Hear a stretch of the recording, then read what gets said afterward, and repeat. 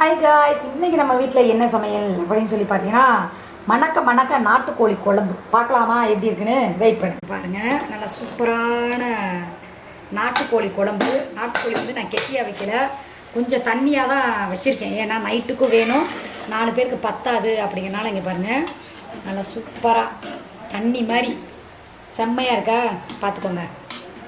இந்த குக்கரில் வந்து சாப்பாடு வச்சாச்சு, இந்த குக்கரில் வந்து நாட்டுக்கோழி வச்சாச்சு. இப்போ எனக்கு மணி ஆகுது, நான் சாப்பிட போகிறேன். யார் வந்தாலும் சரி வராட்டியும் சரி, எனக்கு அதை பற்றி கவலை இல்லை. இப்போ கொஞ்சம் டேஸ்ட்டு பார்க்கலாம். ஓகே, அப்புறமா இங்கே பாருங்கள், கரண்டியில் எடுத்துட்டேன்.